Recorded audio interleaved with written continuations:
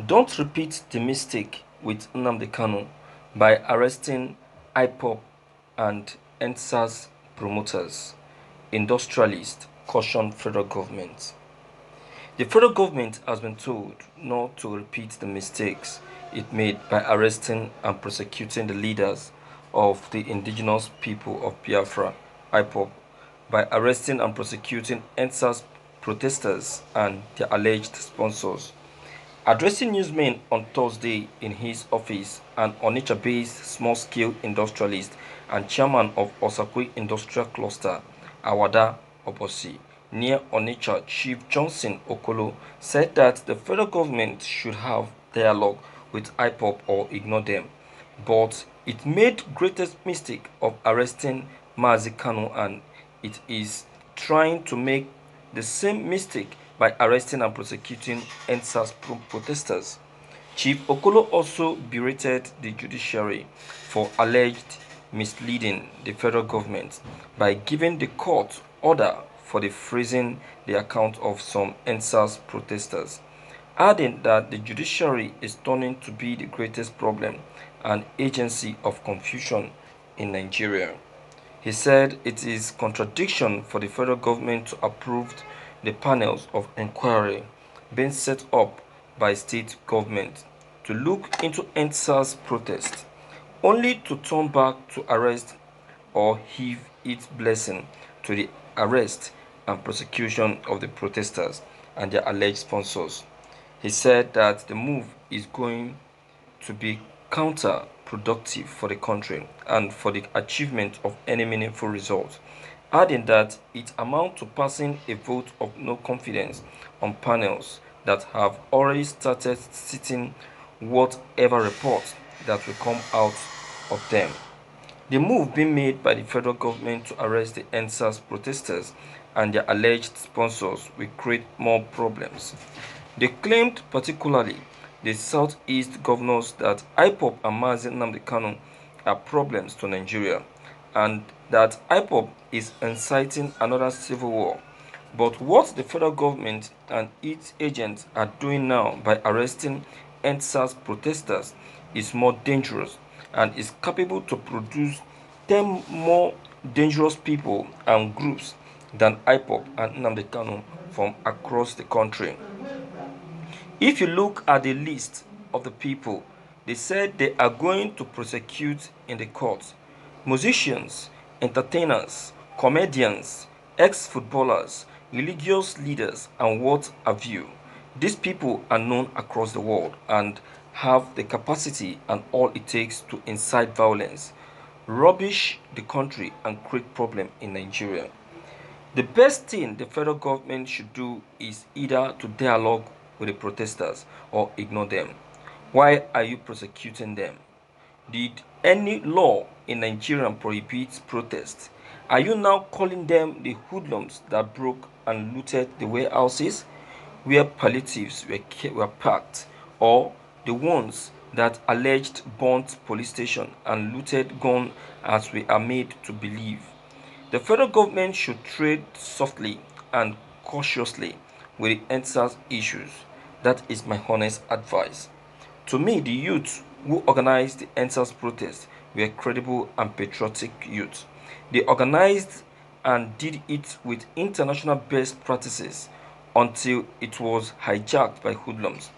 But before the hoodlums came, who were the people that did a counter protest on Abuja and attacked the Endsars protesters? Who were they working for and who sent them to do counter protest? That is one aspect of the attempt to hijack or bring violence into Endsars protest. Remember that the people doing counter protest in favor of SARS threatened the Endsars protesters and even attacked them. Who were those people and who sent them? To an average Nigerian, the so-called hoodlums worked in favor of the government.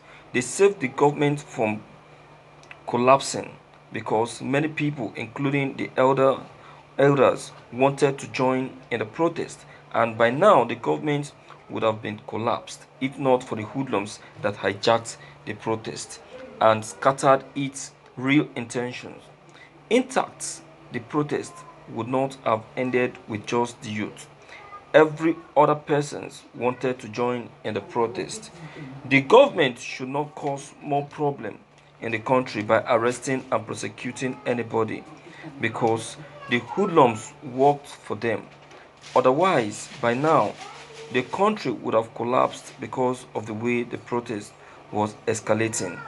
They should rather dialogue with the protesters and the alleged sponsors instead of creating more problems. They should not use the arrest, freezing of accounts, and prosecuting the protesters to cause more problems. Nigeria cannot contain it. Thank you for listening to this news. Thank you very, very much, sir, for this caution. You see, our federal government feels that they know better than everyone when it comes to law. I'm so ashamed to see that our federal government, who took the oath to protect the life and property of the youth, end up being the one destroying it. To them, it is the youth that are destroying the properties, unknown to them that they are the one.